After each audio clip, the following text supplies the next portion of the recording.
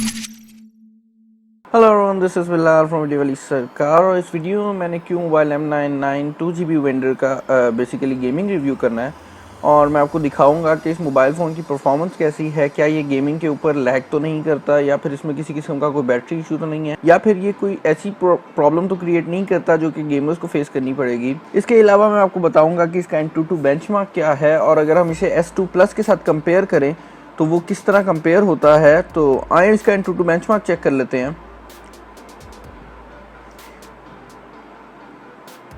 और अगर इसके स्कोर की बात की जाए तो वो है 24151। और यहाँ पे अगर मैं आपको S2 प्लस का स्कोर दिखाऊं तो आप देख सकते हैं वो है अराउंड 21,000।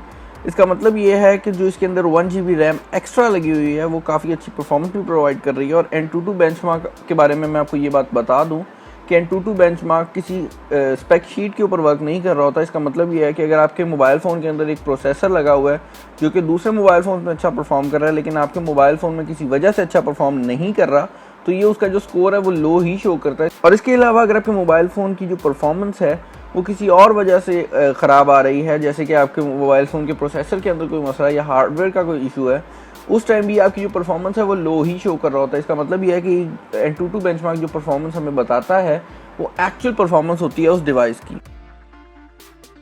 और आप यहाँ देख सकते हैं कि हमें यहाँ पे बहुत से डिफरेंट टाइप्स के टेस्ट अवेलेबल थे, लेकिन हम मल्टी टच को टेस्ट करेंगे और आप देख सकते हैं कि ये सिर्फ 5 फिंगर को सपोर्ट कर रहा है। 6 फिंगर जो मैंने यहाँ लगाई है उसको ये सपोर्ट नहीं कर रहा। अच्छा, without wasting further much time आए हम इस पर गेमिंग परफॉर्मेंस को चेक कर लेते हैं और इस पर मैं ट्राई आउट करूँगा Asphalt 8। और याद रखें, जब मैं कोई गेमिंग रिव्यू आपको दे रहा होता हूँ तो उसके अंदर मैं लोडिंग स्क्रीन को बिल्कुल स्किप नहीं कर रहा होता। तो जो टाइम मुझे फील हो रहा होता है या जो टाइम मुझे एक्सपीरियंस हो रहा होता है लोडिंग का, वही टाइम आपको भी मैं शो कर रहा होता हूँ। आप देख सकते हैं यहाँ पे गेम स्टार्ट हो गई है Asphalt 8।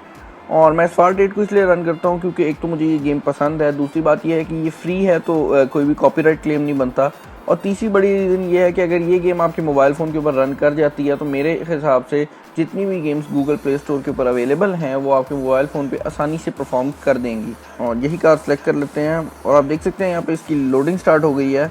और इसकी लोडिंग देखते हैं कितना टाइम लेगी।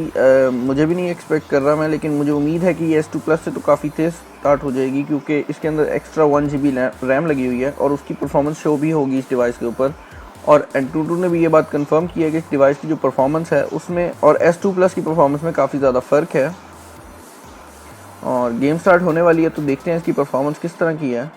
सबसे पहले तो मैं आपको ये बात बताना चाहूँगा कि मैंने गेम जैसे ही स्टार्ट किया तो मुझे एक चीज़ बहुत फ़र्क फील हुआ है S2 प्लस और इसमें, वो ये है कि S2 प्लस में अक्सर ऐसे लग रहा था मुझे एजेस के ऊपर गाड़ियों की कि ग्राफिक्स जो थे वो बहुत ज़्यादा शार्प हो रहे थे और वो अजीब सी एक लुक आ रही थी, लेकिन इसके ऊपर काफ़ी नॉर्मल लुक है। और ये भी बात आपको मैं बताना चाहूँगा कि इस S2 प्लस के अंदर बहुत थोड़ा लैग था। अगर आप नॉर्मल गेमर हैं तो आपको वो लैग फील भी नहीं होगा, लेकिन अगर आप काफ़ी ज़्यादा गेमिंग करते हैं तो आपको वो लैग फील होगा। और ये बात आपको मैं बता दूं कि इसके अंदर मुझे वो लैग भी फील नहीं हो रहा, तो इसकी जो गेमिंग परफॉर्मेंस है वो काफ़ी अच्छी है। आप इसके ऊपर किसी भी किस्म की गेम मेरे हिसाब से खेल सकेंगे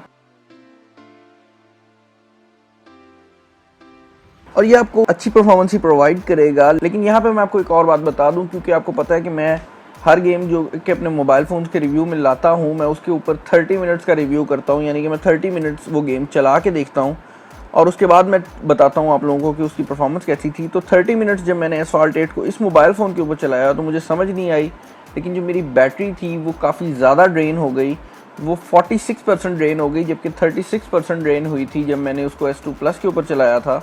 और आपको जैसे पता है कि इसकी बैटरी भी 4000 mAh की है, तो इसका मतलब ये है कि बैटरी भी हद से ज़्यादा ड्रेन हो गई। उसके अलावा जो बैटरी का कंपार्टमेंट है वो काफ़ी ज़्यादा हीट हो रहा था जहाँ पे बैटरी लगी हुई है। और आप याद रखें कि इसकी जो बैटरी है वो नॉन रिमूवेबल है, आप इसका बैक केस उतार सकते हैं लेकिन आप इसकी बैटरी नहीं निकाल सकते। उसके अलावा मुझे कोई ख़ास इशू फील नहीं हुआ, लेकिन हीटिंग इशू इस मोबाइल फ़ोन के अंदर मौजूद है। गेमिंग परफॉर्मेंस इस मोबाइल फ़ोन की बहुत अच्छी है अगर आप हीटिंग इशू को बर्दाश्त कर सकते हैं, लेकिन मुझे समझ नहीं आई, मेरी अकल से बाहर की चीज़ थी कि इसमें हीट हो रहा था ये मोबाइल फ़ोन, क्योंकि इस मोबाइल फ़ोन की जो स्पेक्स हैं और अगर एग्जैक्टली देखा जाए तो S2 प्लस के अंदर सेम प्रोसेसर लगा हुआ है, सेम GPU लगा हुआ है, सिर्फ ये फ़र्क है कि उसके अंदर 1GB रैम कम है और उसकी बैटरी इससे कम है। तो फिर इसकी परफॉर्मेंस इस तरह क्यों थी मुझे नहीं समझ आ सकी। लेकिन ओवरऑल मैं फिर भी आपको रिकमेंड करूँगा कि इस प्राइस रेंज के अंदर अगर आपने गेमिंग के लिए कोई डिवाइस बाय करनी है तो S2 प्लस से ये बेहतर एक ऑप्शन है, क्योंकि S2 प्लस के अंदर काफ़ी गेमों के अंदर मुझे ग्राफिक के इश्यूज़ भी हल्के हल्के फील हुए थे। गेम की परफॉर्मेंस ओवरऑल तो ठीक थी, लेकिन फिर भी अगर आप गेमर हैं तो मैं आपको रिकमेंड करूँगा कि आप इस डिवाइस को बाय कर लें। अगर आपको ये वीडियो पसंद आई है तो मेरे चैनल को सब्सक्राइब करना ना भूलें, क्योंकि इस तरह की वीडियोस मैं रेगुलरली लाता रहता हूँ। वीडियो पसंद आई है तो लाइक करें, नहीं पसंद आई तो डिसलाइक करें। कोई सजेशंस हैं, कोई कमेंट्स हैं या कोई बात आप मुझसे पूछना चाहते हैं तो आप मुझे कमेंट में बता सकते हैं। This is Bilal signing off. अल्लाह हाफ़िज़।